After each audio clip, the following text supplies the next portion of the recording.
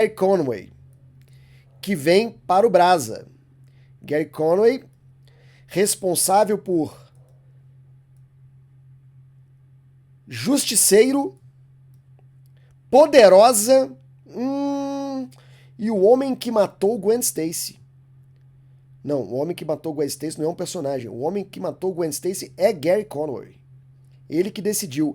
Essa menina de mini saia e botas de cano alto morrerá. Mas vamos ver o que ele falou aqui pro Globo também. Uma entrevista para Marina Rosário. Quadrinhos são escritos por pessoas progressistas, diz Gary Conway, já jogando aqui o Globo uma manchete para ser clicada pela turma, né, que você sabe quem. Um dos criadores do Justiceiro. Vixe, o pessoal adora, né, falar assim, os criadores do Justiceiro são progressistas e tal. Porque o Justiceiro foi esse negócio de ele ser cooptado pela extrema-direita. Então eles adoram fazer isso aqui. Então esse título aqui foi feito sob medida. Engraçado que não é o mesmo título do jornal. Você vê como é que são as coisas. Olha só o que a gente fala aqui no... O que a gente fala... Agora eu vou ser louco aqui. Olha o que a gente fala, como os títulos das manchetes feitas pela internet são umas, porque elas atendem uma demanda, uma dinâmica, e de jornal impresso é outra. No impresso, aqui, deixa eu ver se vocês estão vendo.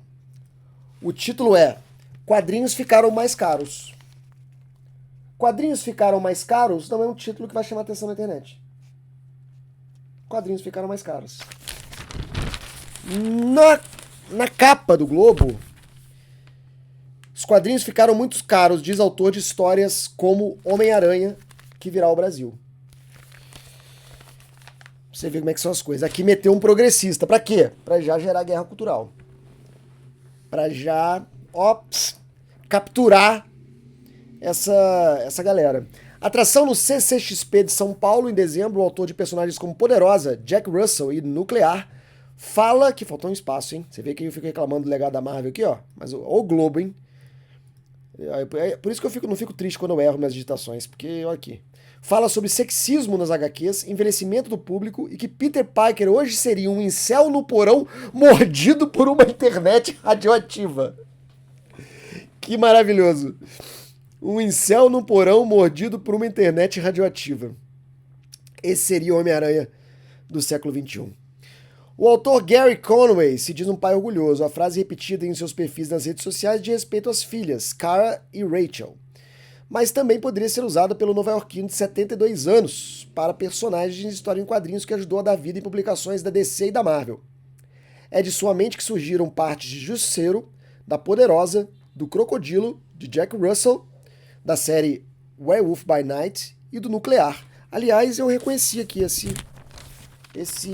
imagem aqui do Werewolf by Night é da minha camisa do Werewolf by Night, que eu apresento 4 coisas. Poderia ter colocado ela aqui para fazer esse vídeo.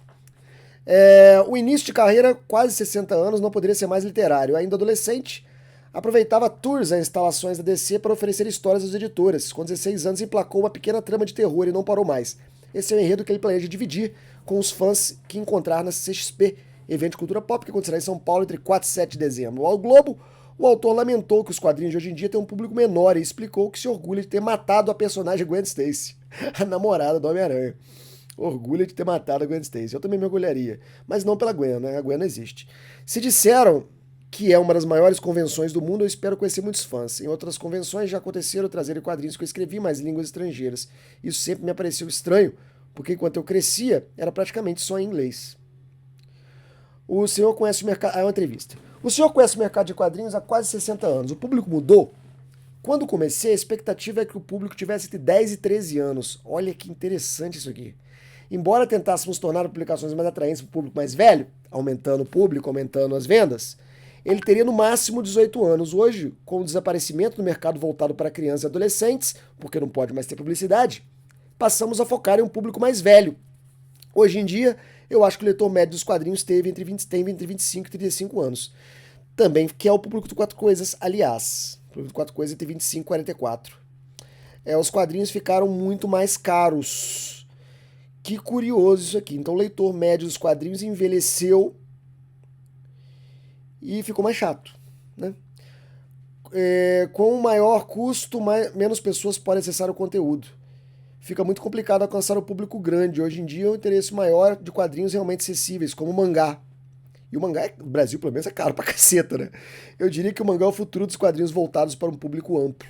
Porque o papel é o preto e branco, o papel de qualidade menor, o papel de quadrinhos, a expectativa de qualidade é sempre maior. Mas eu acho que o mangá, vocês compram mangá e o mangá tá barato assim? Tá preço de... Eu sei que no Japão é feito para ser barato. É um papel de qualidade pior, mas sei lá. Aqui, ó, estreia do Justiceiro no espetacular Homem-Aranha brasileiro.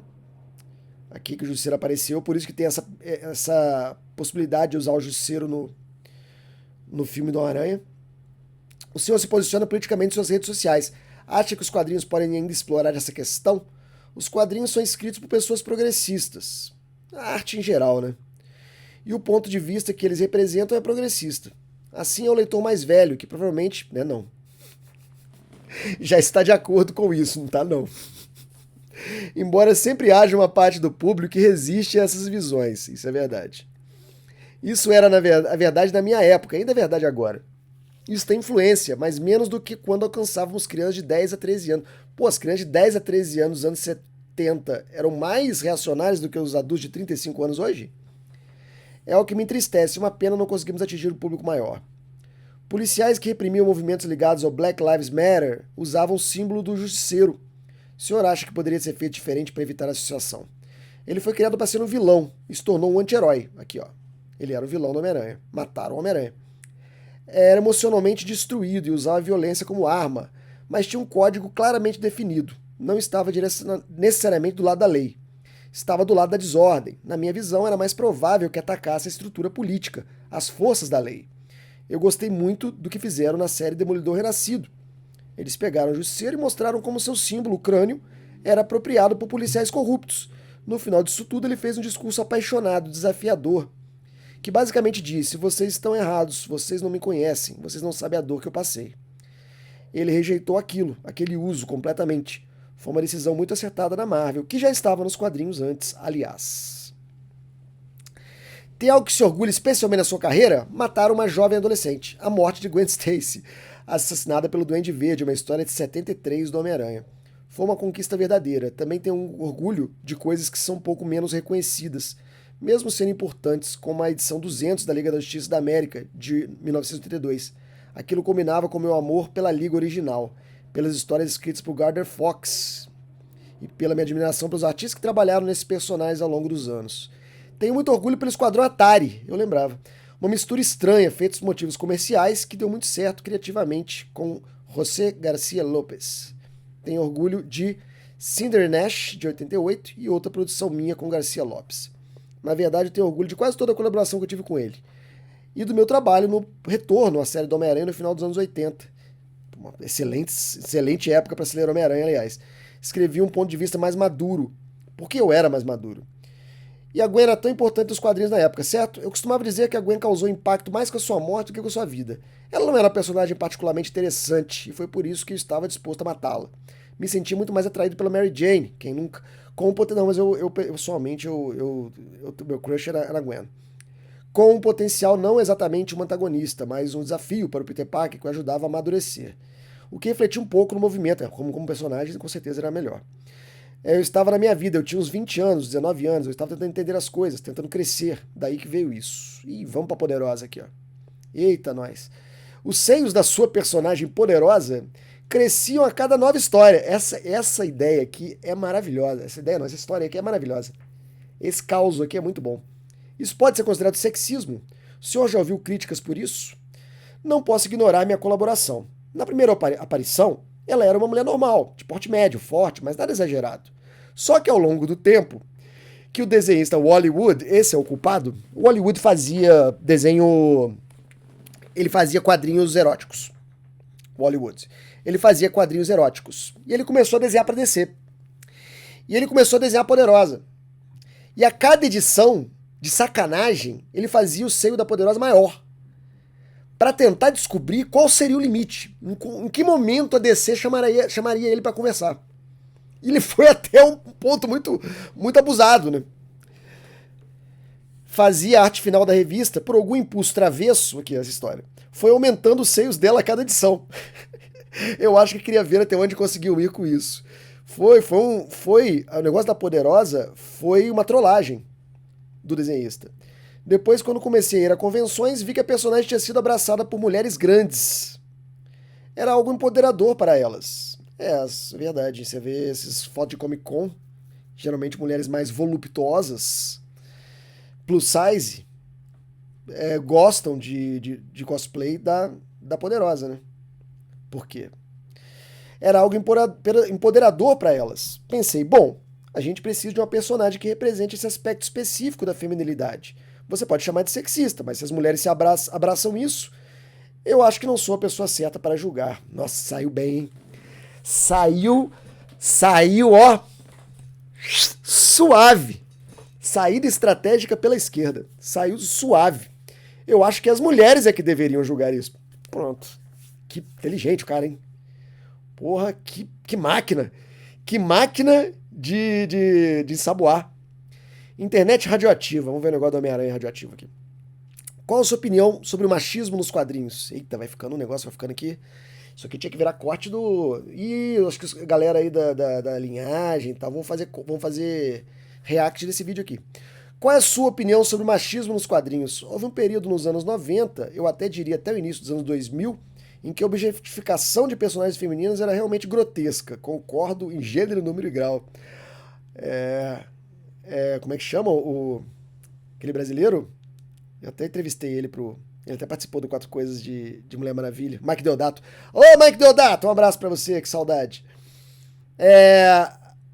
Acho que hoje em dia acontece menos, bem menos. Há muitas criadoras mulheres e elas tiveram um grande impacto, principalmente quando os homens começaram a perceber que talvez estivesse passando dos limites. Muito. Todos estamos evoluindo. Vai caber à geração Z deixar a sua marca. A minha geração estava ciente, eu diria. Mas não ajudava muito. A gente tinha uma noção do que seria respeitoso, mas não sabia como colocar em prática.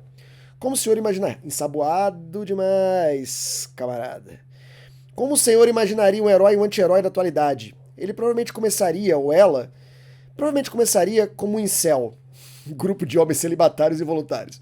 No porão, ressentido, alienado e com raiva. Já gostei. E ele teria que pegar os poderes e crescer a partir disso. Teria que aos poucos sair do seu ambiente e enfrentar o desafio. Aquela ideia de que com grandes poderes vem grandes responsabilidades é uma história antiga. Crescer é uma história antiga para todo mundo.